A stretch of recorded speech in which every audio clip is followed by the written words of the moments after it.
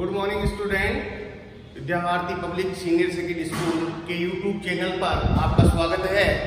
और आज हम आपके लिए लेकर आए हैं जो गन्ने की फसल के कुछ बिंदु शेष रह गए थे। आज इस फसल को हम पूरी करते हैं। देखिए बेटा, इसमें बोर्ड में भी प्रश्न उठा लेता है। देखना यहाँ पर प्रश्न जो बनेगा वो मैं आपको बताऊंगा कि जैसे अभी आप लोग इसमें कुछ बिंदु हैं, जैसे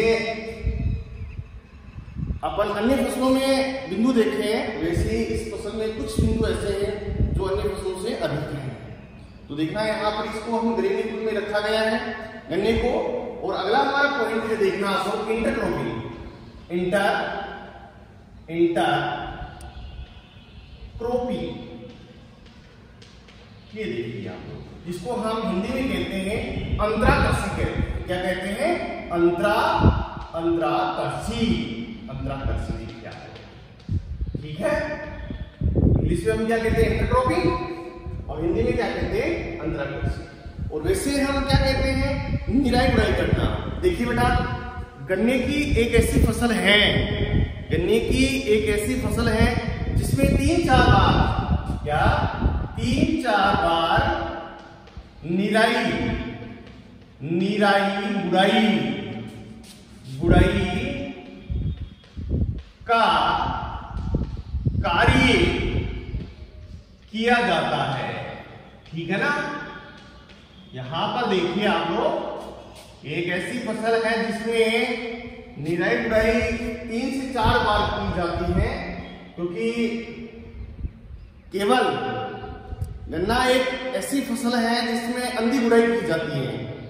तो पता है आपको, इसकी बुआई के 1 महीने बाद में इसमें अंधी गुड़ाई की जाती है। जो हम इसकी पोरी है, जिसको अपन कंपेली बोलते हैं या टुकड़ा बोलते हैं, टुकड़े को हम पोरी भी कहते हैं। ठीक है ना, ये ध्यान रखिए आप लोग। तो इसके अंदर प्रश्न बनता है कि ऐसी कौन सी फसल है जिसमें अंधी गुड़ाई की जाती है। ये गन्ने की फसल है जिसमें अंधी गुड़ाई की जाती है। तो यहां पर देखिए आप लोग, अंतराकृषि, ये अंतर गन्ने की फसल में, यहां पर पूरा लिखना, गन्ने की फसल में 3-4 बार निराई गुड़ाई का कार्य किया जाता है। और खरपतवार नियंत्रण के लिए देखिए आप लोग, खरपतवार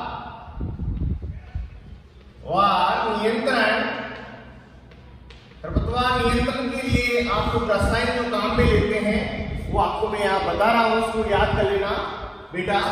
एट्राजीन देखिए, एट्राजीन इसकी मात्रा कितनी लेनी है? 400 ग्राम एट्राजीन। 400 ग्राम दवा को 800 लीटर पानी में घोलकर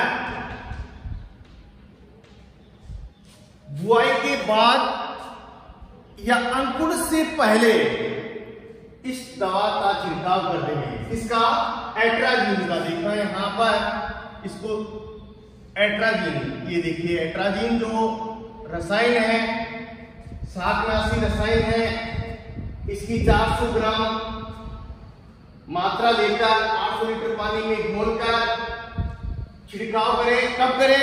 बुआई के बाद या अंकुर से पहले। इसके बाद में या फिर आप लोग ले सकते हैं सीमाजीन। क्या? सीमेजीन ले सकते हैं, सीमेजीन।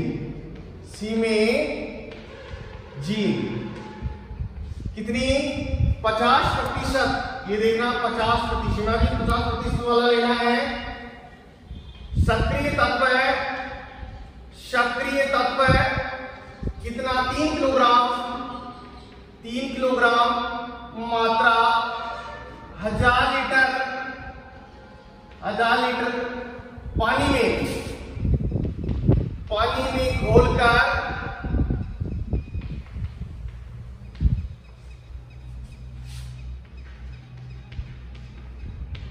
बुआई के बाद या अंकुरण, पूरा लिख रहा हूं मैं यहां पर, या अंकुरण होने से पहले पहले छिड़काव कर देवे, छिड़काव कर देवे हैं। देखिए यहाँ पर इसका जो अंतराकर्षी है, यहाँ पर दो दवा अपन काम लिए, एक तो लिए एट्राजीन और एक है सिमेजीन। ये सिमेजीन भी 50% वाली लेनी है, ये 60 है इसमें, और सक्रिय तत्व 3 किलोग्राम मात्रा लेनी है। इतने पानी में घोलना है, 1000 लीटर पानी में घोलना है और घोलकर आप लोग बुआई से पहले, जब बुआई के बाद, पहले नहीं, बुआई के बाद या अंकुरण होने से पहले छिड़काव कर देंगे। ठीक है बेटा। इसके बाद में हम अगला पॉइंट लेते हैं मिट्टी चढ़ाना। क्या? मिट्टी चढ़ाना। देखना आप लोग, मिट्टी चढ़ाना ये गन्ने की फसल में बहुत ही अति आवश्यक कार्य है, क्योंकि जब फसल में लोडिंग हो जाता है, जब फसल में लोडिंग हो जाता है तो बेटा बहुत ही अति आवश्यक होता है, अति आवश्यक होता है। इसके अंदर देखना बेटा, यहाँ पर आप लोग मिट्टी चढ़ाइए, आपको गन्ने की फसल में बहुत अति आवश्यक है। मिट्टी चढ़ाने का कार्य करना बहुत जरूरी है। तो देखिए बेटा, यहाँ पर मिट्टी चढ़ाने का कार्य है, वो गन्ने की फसल को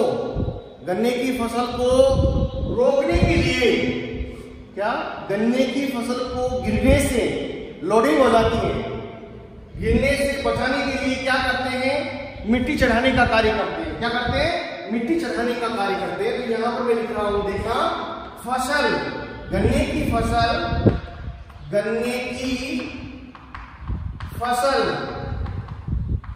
को गिरने से बचाने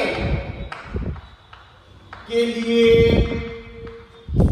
मिट्टी चढ़ाने का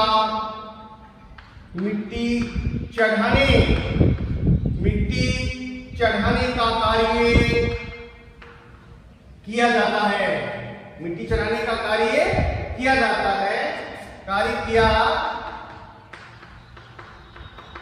जाता है। अब देखना बेटा, यहां पर मैं मिट्टी चढ़ा रहा हूं, देखना यहां पर जो मिट्टी चढ़ाने का कार्य किया है, क्यों? फसल को गिरने से बचाने के लिए। ठीक है ना। अब देखना, ये किस यंत्र के द्वारा किया जाता है?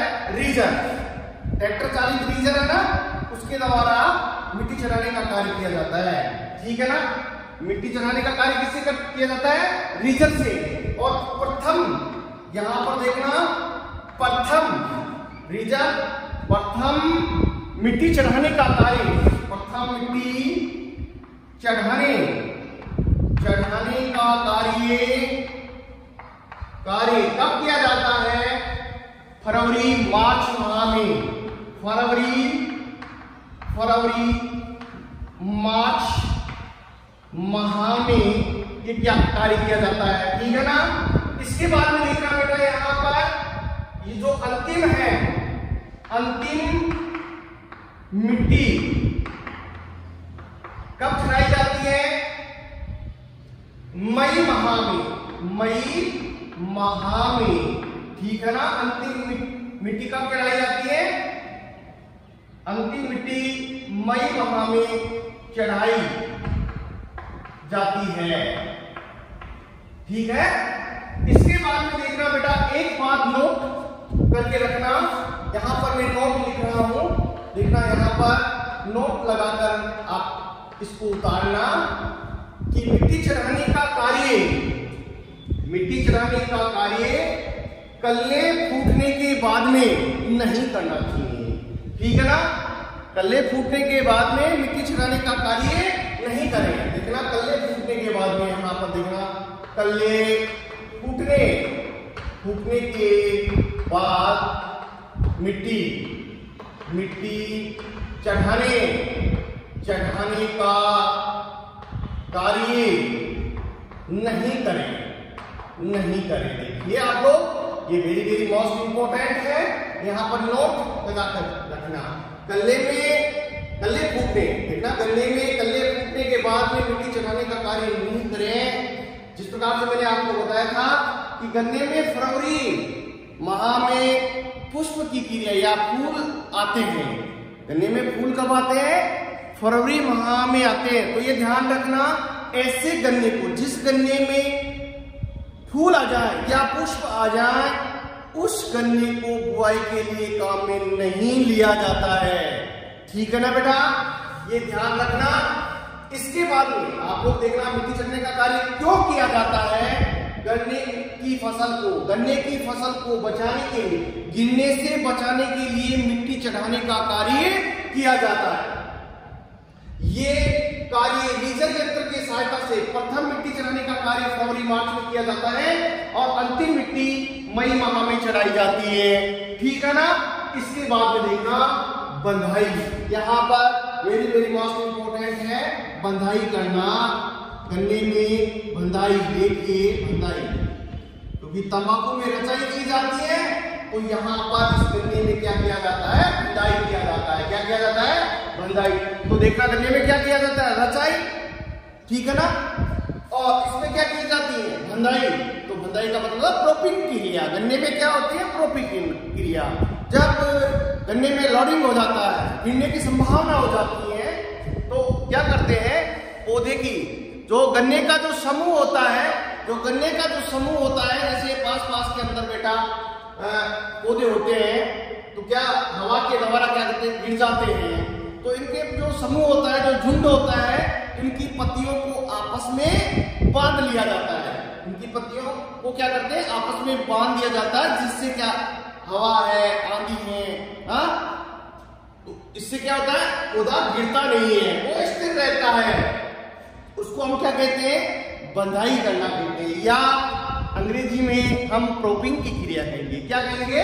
प्रोपिंग की क्रिया कहेंगे। तो यहाँ पर देखना, यह कार्य अगस्त माह या सितंबर माह में किया जाता है। देखना बेटा, बंधाई गन्ने को यहाँ पर लिख देता हूं, आप लोग उसको पढ़ना। देखना बेटा, गन्ने को गिरने से बचाने के लिए गन्ने के झुंड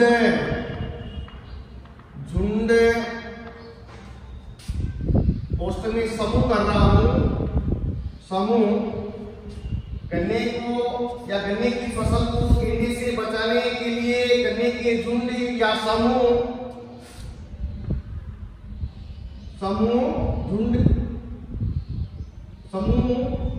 की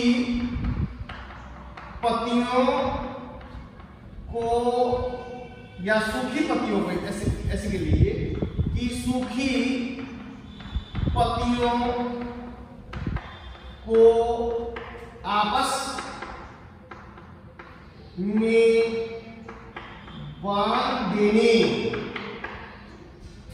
की क्रिया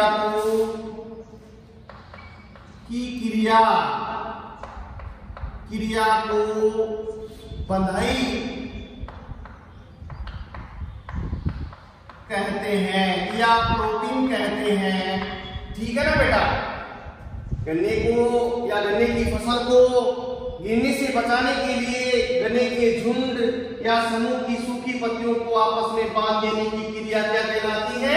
बंधाई करना कहलाती है। ये बहुत ही आवश्यक है। यदि गन्ना गिर जाता है तो फिर पकता नहीं है। गन्ना नहीं पकेगा तो क्या होगा? वो उसमें रस की मात्रा कम होगी। ठीक है ना। ये ध्यान रखना बेटा। तो ये कार्य अगस्त माह में, या यह कार्य अगस्त माह में या सितंबर माह में किया जाता है। ये देखिए बेटा, वेरी वेरी मोस्ट इंपोर्टेंट है कि ये गन्ने की बंधाई का कार्य कब किया जाता है? अगस्त माह में या सितंबर माह में। याद रखना है बेटा आपको। ठीक है ना।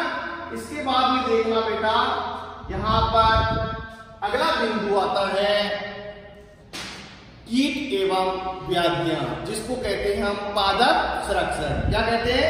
पादप संरक्षण। तो हम इसकी जानकारी प्राप्त करते हैं। तो देखिए आप लोग पादप संरक्षण के बारे में आप लोग देखिए बेटा। पादप संरक्षण,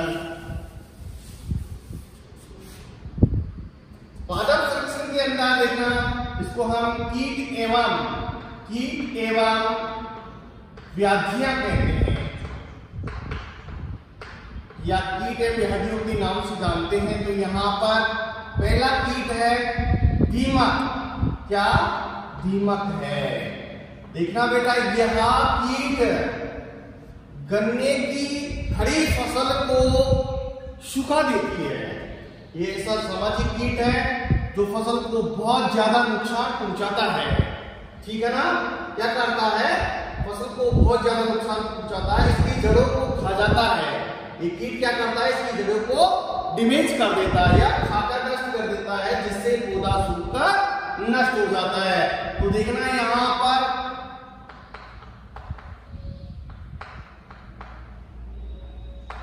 फास्ट क्लोरोपाइरीफॉस या क्लोरोपाइरीफॉस, क्लोरो भी कर सकते हैं आप, या क्लोरोपाइरीफॉस भी कर सकते हैं। तो यहां पर आप लोग इस दवा का घोल बनाकर छिड़काव करने से या पानी के साथ में मिलाने से, ये लिक्विड आती है तो पानी के साथ में या बजरी के माध्यम बजरी में मिलाकर भूमि के अंदर फेंक दिया जाता है। उसके बाद में सिंचित कर देते हैं भूमि को, तो ये दीमक कीट खत्म हो जाता है। ये ध्यान रखना बेटा। आज तो ये कीट दिखने को नहीं मिलता है, वैसे फसल के लिए बहुत ही लाभदायक है। ये भूमि को क्या करता है? जुताई करने का कार्य भी करता है। साथ में ये क्या करता है? अगर भूमि में नमी की कमी कर देते हैं तो क्या करता है? ये उल्टा काम कर देता है, फसल को नष्ट कर देता है। ठीक है ना? तो इसके बाद में देखना अगला कीट है जड़ भेदा। क्या है? जड़ भेदा। जड़ भेदा, ये देखिए, या जड़ छेदक एक ही बात है। ये जड़ छेदक कर लीजिए या भेदक कर लीजिए। यहाँ की ध्यान से सुनना, यहाँ की गन्ने की फसल की जड़ों में छिद्र बनाकर पौधे को सुखा देता है, चीनी की % मात्रा कम कर देता है। इसके लिए इसका नियंत्रण क्या है? मेटासिस्टॉक्स नामक दवा का छिड़काव करें। ठीक है? किसका? मेटासिस्टॉक्स नामक दवा का छिड़काव करें। ठीक है बेटा? इसके बाद में देखना आपको अगला कीट है जड़ छेदक आ गया। इसके बाद में है तना छेदक। क्या है? तना छेदक। इसके बाद में शीर्ष छेदक है या शीर्ष भेदक है। क्या बताया मैंने? तना क्या? तना छेदक। तना छेदक कीट देखिए। अगला तीसरा है तना छेदक कीट। तना छेदक कीट। यह कीट तने में सुरंग बनाकर गन्ने को खोखला कर देता है। क्या कर देता है? गन्ने को क्या कर देता है? खोखला कर देता है। ये ऐसा कीट है। ठीक है ना? तो इसके लिए क्या करेंगे हम? इसके नियंत्रण के लिए क्या करेंगे हम? डाइमिथोएट TCC नामक दवा का घोल बनाकर छिड़काव करेंगे, जिससे इस कीट का नियंत्रण हो जाता है। देखिए बेटा, फसल में ऐसे कीट होते हैं जो किसान का प्रोडक्शन कम कर देते हैं। इसके बाद देखना अगला है शीर्ष छेदक। शीर्ष छेदक यहाँ की शीर्ष भाग पर आक्रमण करता है, जिससे पौधे की वृद्धि को रोक देता है और संपूर्ण पौधे में घुसकर जड़ तक पहुंच जाता है। उसके बाद में पौधे को सुखा देता है। तो ये ध्यान रखना, इसको कहते हैं शीर्ष छेदक कीट। इसके बाद देखना पाइरीला। इसका नियंत्रण किससे करेंगे? डाइमिथोएट TCC से कर सकते हैं आप लोग। पाइरीला एवं सफेद मक्खी। ये देखिए बेटा, ये कीट फसल को बहुत ज्यादा नुकसान पहुंचाता है। इस कीट का प्रकोप मार्च अप्रैल माह में, ध्यान रखना, इस कीट का प्रकोप मार्च व अप्रैल माह में अधिक होता है।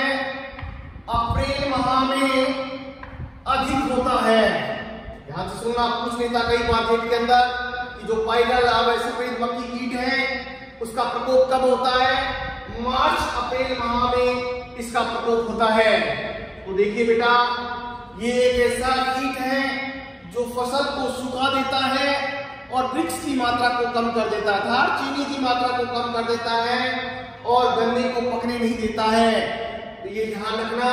इसके लिए आप डाइमिथोएट इतना 30 सीसी दवा का स्प्रे करें, जिससे इस कीट का नियंत्रण हो जाता है। तब मार्च और अप्रैल माह में जब प्रकोप है तब भी करना है। इसके बाद में देखना बेटा, यहां पर 6 नंबर पर, ये 6 नंबर पर क्या, इसके बाद में आता है रोग आता है। तो पहला रोग है लाल सड़न रोग। लाल सड़न रोग देखिए बेटा, ये फफूंद के द्वारा होता है, कवक के द्वारा होता है। इससे संपूर्ण गन्ने की जो कंपीली है या गन्ने की पूरी है या संपूर्ण गन्ना लाल हो जाता है, जो यदि हम इसको खाते हैं तो हमारे स्वास्थ्य के लिए बहुत ज्यादा हानि है। इसलिए जो भी गन्ना, जैसे जूस निकालने वाले क्या करते हैं, लाल गन्ना होता है वो सस्ती दर पर आ जाता है और उसका जूस बनाकर अपने को पिला देते हैं। हमारे शरीर के अंदर झेर का काम करता है, इसलिए ऐसे गन्ने का जूस ना पिए जहां भी लाल सड़न रोग दिखाई दे। गन्ने का जो गुद्दा है वो पूरी तरह से लाल हो जाता है, उसमें चीनी की मात्रा भी कम होती है और साथ के अंदर उसका स्वाद भी क्या होता है, अच्छा नहीं होता है। इसके लिए हम ऐसे गन्ने का जूस ना पिए। ये एक कवक के द्वारा, मैं आपको फिर बता रहा हूं, ये कवक के द्वारा होता है। इस रोग का नियंत्रण, रोकथाम करने के लिए कार्बेंडाजिम या एग्लॉन नामक जो फंगिसाइड्स हैं उनसे उपचारित करके बुआई करें। जिससे मैंने आपको बीज उपचार में बताया था, एग्लॉन में बताया था, एरिटॉन में बताया था। एग्लॉन 0.5% व एरिटॉन 0.25%, ठीक है ना। उसकी मात्रा लेकर पानी में घोलकर, इस घोल के अंदर टुकड़ों को डुबोकर उपचारित करने से कवक संबंधित कोई रोग या कवक जनित रोग नहीं लगता है और हमारी फसल एक ऐसे रोगों से बच जाती है। इसके लिए मैंने क्या बताया, एक तो कार्बेंडाजिम बताया, एग्लॉन बताया और एरिटॉन बताया। ऐसी दवा से उपचारित करने से इस रोग का नियंत्रण हो जाता है, ठीक है बेटा। ये इसके लिए आप लोग एक नियंत्रण कर सकते हैं, जैसे रोग रोधी के समय, रोग रोधी, ध्यान से सुनना, रोग रोधी इसमें देखना, यहां पर को, जिसको हम कोयल बुटुल के नाम से जानते हैं, 419, कितनी 419 और 449, ये देखिए आप लोग, 419 को 419 और को 449, या नीचे लिख सकते हैं आप लोग। देखिए बेटा, यहां पर को 449, ये दोनों जातियां ऐसी हैं, दोनों किस्में ऐसी हैं जो लाल सड़न रोग को रोकने में सक्सेसफुल है। इस पर आक्रमण नहीं होता है, ये ध्यान रखना। इनमें रस भी बहुत अच्छा होता है। ये किस्म हमारे राजस्थान के लिए बहुत बढ़िया है। हमारे राजस्थान में सबसे ज्यादा गन्ना कहाँ होता है, बताया था ना आपको, बूंदी के अंदर होता है, ठीक है। इसके बाद में देखना बेटा, यहाँ पर आप लोगों ने कीट देखा है, रोग देखा है। देखिए किसान का कितना प्रोडक्शन को खत्म कर देते हैं ये कीट और रोग। इसके लिए आप किसान को क्या करना है, नियंत्रण, रोग कीटों में क्या करना है, नियंत्रण करना है, रोगों में क्या करना है, रोकथाम करनी है, ठीक है बेटा। इसके बाद में देखना अगला पॉइंट आता है अपना, यहां पर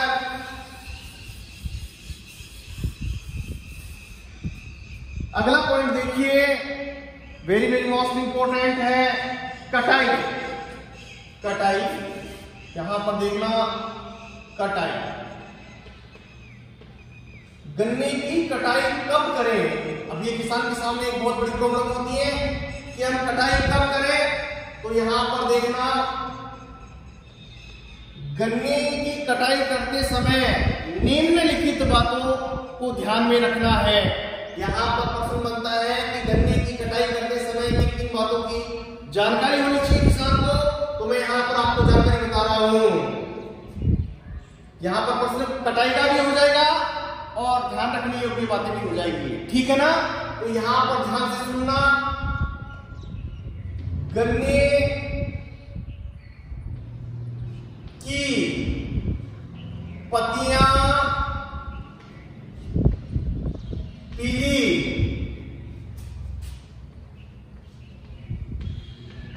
पड़ने लगे,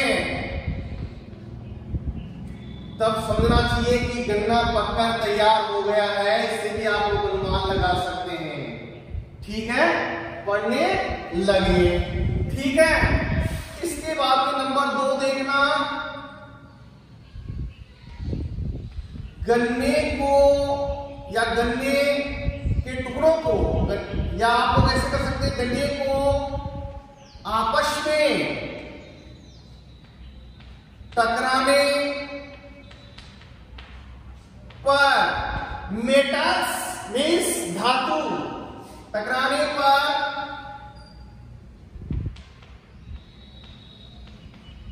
जैसी या मेटल्स जैसी ध्वनि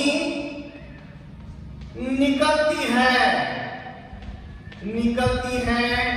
ये एक गन्ने के पकने का संकेत है कि किसान को कैसे पता चलता है कि गन्ना पक गया है।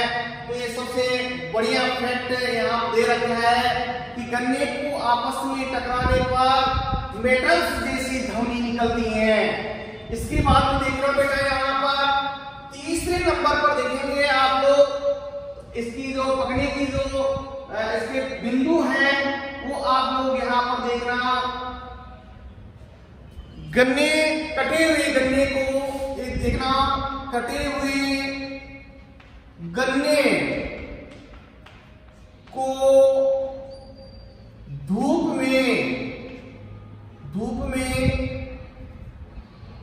देखने पर, कटे हुए गन्ने को धूप में देखने पर चीनी चमकती हुई दिखाई देती है, या चीनी की मात्रा दिखाई देती है।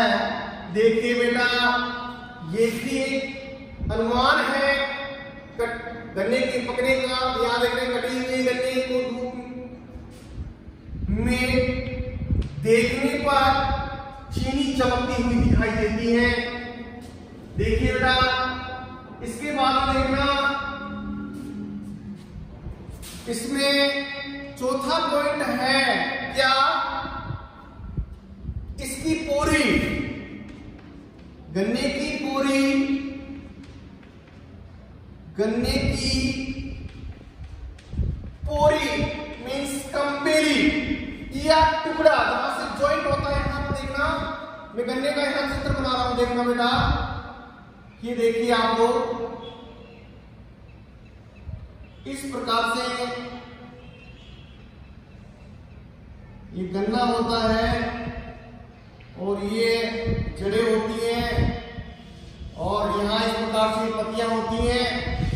ये देखिए आप लोग, ये तलवार की भांति यहाँ पर मैंने पत्तियां बताई है। यहाँ इस प्रकार से ये गन्ना होता है, और ये आंखें होती है यहाँ पर, और ये प्राथमिक जड़ें हैं वो निकल कर आ जाती हैं। देखना आप लोग, इस प्रकार से ये गन्ने, तो ये यहाँ से इस आंख से और इस आंख से ये भाग क्या कहलाता है, पोरी कहलाता है। क्या कहलाता है, पोरी कह दो, या अपनी भाषा में क्या बोलते हैं, कंपेली कहते हैं। तो गन्ने की, पके हुए गन्ने की क्या विशेषता है, देखना, पके हुए गन्ने की पोरी आसानी से टूट जाती है, आसानी से टूट जाती है। ये देखिए बेटा, आसानी से टूट जाती है। ठीक है, गन्ने की पोरी आसानी से टूट जाती है। देखिए बेटा, कच्चा गन्ना होता है, क्योंकि मैंने आपको एक प्रश्न बताया था, क्या बताया था, जवार और गन्ना रेटों की फसल है। जवार भी क्या होता है, मीठा होता है। कभी कभार देखना कि जैसे आप लोग ज्वार की बुआई कर देते हैं, जब ज्वार पक जाता है तो बहुत मीठा होता है, गन्ने से जितना स्वाद उस ज्वार में आ जाता है कि बहुत सारे किसान ज्वार बोते हैं और उसको एक गन्ने के रूप में चूसते हैं अपन, तो देखना उसमें शर्करा की मात्रा प्रचुर मात्रा पाई जाती है। यहां पर देखना 5वां पॉइंट देखना आप लोग, चौथा क्या बताया, गन्ने की पूरी आसानी से टूट जाती है। और इसके बाद देखना वृक्ष की मात्रा का पाठ्यांक 20 डिग्री से अधिक हो जाता है तो समझना चाहिए, तो समझो यहां पर देखिए, तो समझो कि गन्ना पककर तैयार है। इसे तेज धार वाले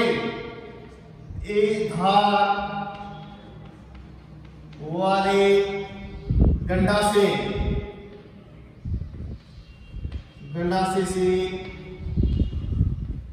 काट लिया जाता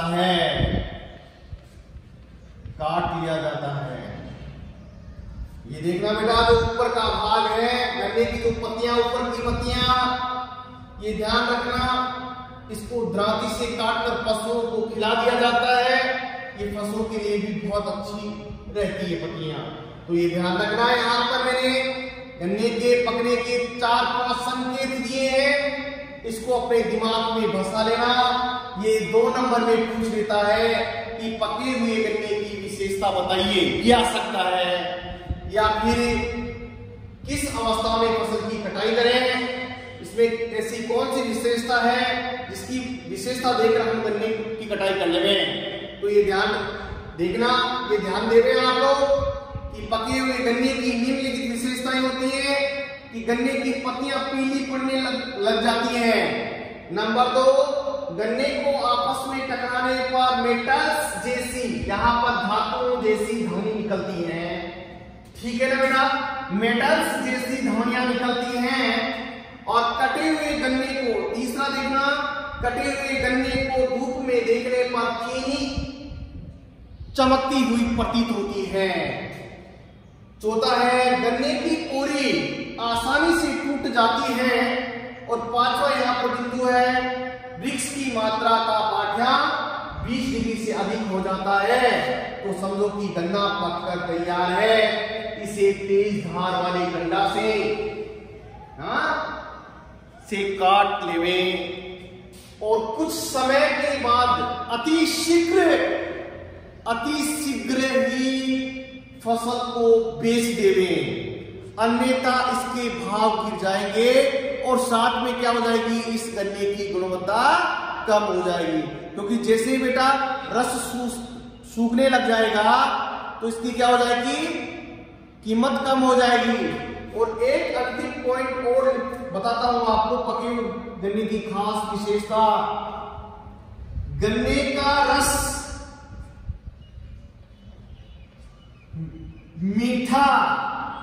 मीठा हो जाता है। ये देखिए आप, ये 6 पॉइंट है जो वेरी मोस्ट इंपोर्टेंट है कि पके हुए गन्ने का रस चूसने पर मीठा लगता है। ऐसे पता नहीं चले तो आप लोग रस को चूस कर देख लीजिए, गन्ना मीठा लगे तो ये समझिए कि क्या गन्ना पककर तैयार है। ठीक है बेटा, इसके बाद में अपना अगला बिंदु है, क्या है, उपज। यहां पर कटाई देख लिया आपने, यहां पर 2 नंबर में बोर्ड में उठकर आ सकता है, ये ध्यान रखना। इसके बाद में यहां पर अगला प्रश्न देखिए बेटा, अपना अगला हेडिंग है, देखिए अगला हेडिंग आपको यहां बता रहा हूं, उपज। क्या है, उपज देखिए आप, यील्ड, उपज। ये भी बहुत मोस्ट इंपोर्टेंट है कि देखना औसत उपज, गन्ने की औसत उपज, गन्ने की औसत उपज। यहां पर मैं ई का निशान लगाकर बता रहा हूं। औसत उपज 80 से 100 टन, 80 से 100 टन प्रति हेक्टर। यहां पर टन में आएगा गन्ना, देखना ना आपको, ठीक है। गन्ने की औसत उपज कितनी प्राप्त होती है? 80 से 100 टन। और उन्नत विधि से यदि आपको गन्ने की खेती कर रहे हैं, उन्नत विधि से इसकी पैदावार कितनी? 100 से 120 टन, 100 से 120 टन प्रति हेक्टर उपज प्राप्त होती है। यहां पर देखना, उपज बताया है, यील्ड बताया है मैंने कि गन्ने की औसत उपज 80 से 100 क्विंटल, सॉरी 80 से 100 टन प्रति हेक्टर। और उन्नत विधि से खेती कर रहे हैं तो 100 से 120 टन प्रति हेक्टर पैदावार प्राप्त होती है। इसके बाद में इस फसल का अंतिम पॉइंट बिंदु है, वो है पेड़ी। गन्ने की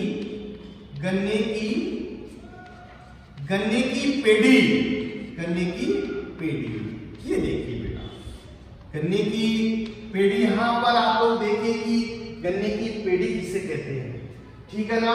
तो गन्ने की बोई गई फसल, ये देखना, गन्ने की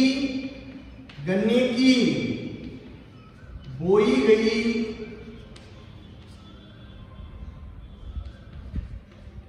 फसल, गन्ने की बोई गई फसल की कटाई के बाद,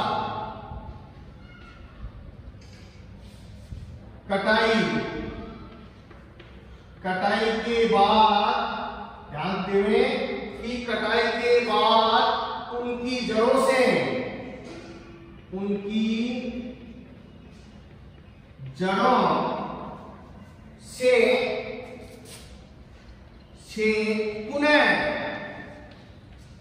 मीन्स दोबारा पुनः फुटान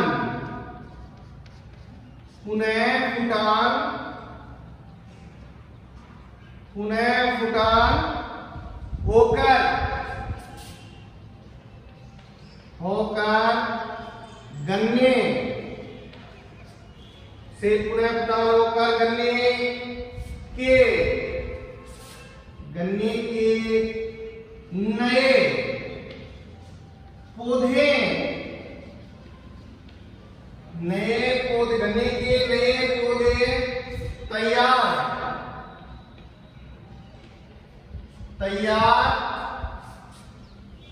हो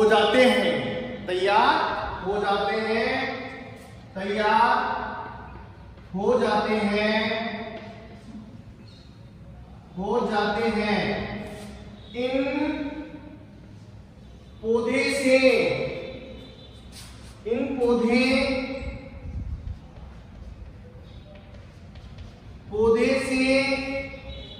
फसल तैयार होती है। इन पौधे से फसल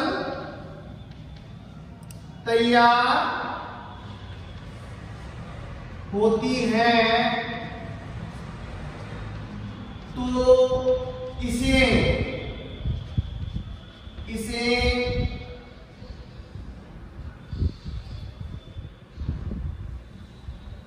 तो इसे गन्ने की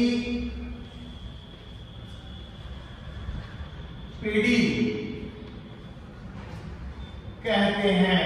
ये देखिए बेटा, यहां पर गन्ने की पेड़ी किसे कहते हैं तो आप लोग अच्छी प्रकार से सुन लीजिए कि गन्ने की बोई गई फसल की कटाई के बाद, जैसे अपने यहाँ पर गन्ना बोया है, देखना, ठीक है, यहाँ गन्ना बो दिया है, देखना आप लोग, ये देखिए आप लोग, ठीक है, यहाँ पर गन्ना देखना, ये आंखें हैं, ये देखिए आप लोग, क्या है, आंखें हैं, ये देखिए आप लोग, ठीक है, और ये जड़ें आएंगी इसकी, ठीक है, ये देखिए आप लोग, ठीक है बेटा। आप इस क्या करते हैं, अपने इसकी कटाई करते हैं इस प्रकार से, ठीक है, यहाँ से उठा दिया, ठीक है। अब इससे क्या होगा, पौधे क्या है, पत्तियां निकलेगी यहाँ से, बढ़ते और ये भरता जाएगा, आगे आगे भरता जाएगा। इस प्रकार से देखना आप लोग, इस प्रकार से भरता जाएगा।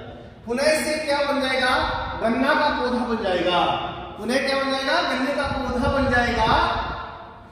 तो इससे क्या होंगे, नए पौधे तैयार हो जाते हैं और इन पौधों से क्या फसल तैयार हो जाती है।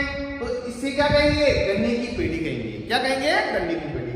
दोबारा देखिए आप लोग, गन्ने की बोई गई फसल की कटाई के बाद, यहां पर देखना, कटाई के बाद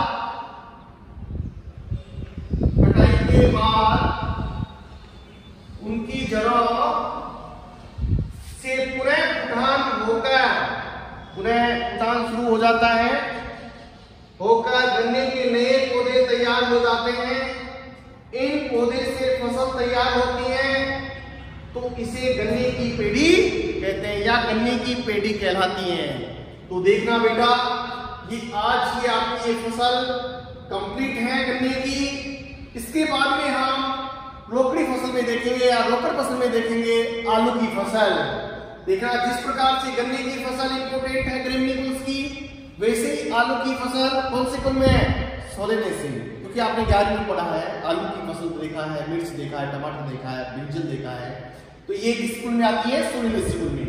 तो देखना, ये जो दूसरे नंबर पर हमारी रोकड़ी फसल में है आलू, उसके बारे में हम कल है उसके बारे में बात करेंगे।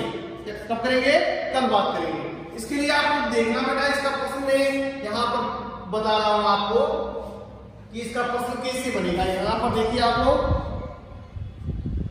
क्वेश्चन नंबर यहाँ 1 लिख रहा हूं। देखना, गन्ने की खेती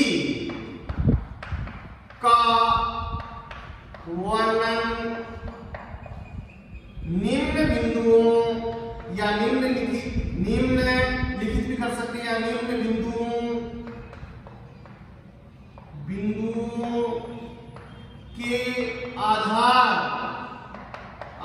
पर कीजिए। ये 4 नंबर का आता है, यहाँ 4 बिंदु होंगे। ये देखिए बेटा, यहाँ पर 4 बिंदु के अंदर जो भी अपने फसल के अंदर बिंदु आए हैं, वो चारों बिंदु यहाँ पर देखिए, यहाँ बताएगा आपको, और चारों बिंदुओं का उत्तर आप लोग सिस्टमैटिक तरीके से देना। अन्य प्रश्न बनते हैं, पके हुए गन्ने की पहचान, बीजोपचार, यहाँ पर गन्ने का बीजोपचार कैसे किया जाता है, अंतराकृषि है, ठीक है। यहाँ पर जो रोग है, कीट है, आपकी फसल में नहीं, यहाँ पर बोर्ड में नहीं दे रखा है, कीट एवं रोग नहीं दे रखा आपके बुक के अंदर, मैंने आपको बता दिया है। क्योंकि छूट भी जाता है, कोई दिक्कत वाली बात नहीं है। मैंने यहाँ पर कीट एवं रोग भी बता दिया है, ठीक है। इसको अच्छी प्रकार से देखना, गन्ने की खेती का वर्णन निम्न बिंदुओं के आधार पर कीजिए। 4 नंबर का आता है बोर्ड के अंदर बेटा, क्योंकि आप लोगों को ऐसा कोई बिंदु नहीं छोड़ा जा रहा है जो आप लोग बोर्ड में ना कर पाए, इसलिए आप लोग जो भी बिंदु बताए जाते हैं वो अच्छे प्रकार से देखना। यहाँ पर गन्ने की पेड़ी है, टोपिंग है, इसको बंधाई कहते हैं। ये 1-1 नंबर में या 2-2 नंबर में आपसे प्रश्न पूछ लेते हैं, तो आप लोगों को पता होना चाहिए। ये छोटी छोटी बात है, अगर आप लोग भूल जाते हैं तो ये प्रश्न को गलत कर देते हैं, ठीक है बेटा। ये आज की जो आपकी गन्ने की फसल है वो पूरी होती है। इसके बाद में जो अगली फसल है आलू की, जो हम कल पढ़ाएंगे। तो मैं आशा करता हूँ आज का वीडियो आपको पसंद आया होगा। इसके लिए आप लोग लाइक करना, शेयर करना, कमेंट्स करना और बेल आइकन को जरूर दबाएं। धन्यवाद।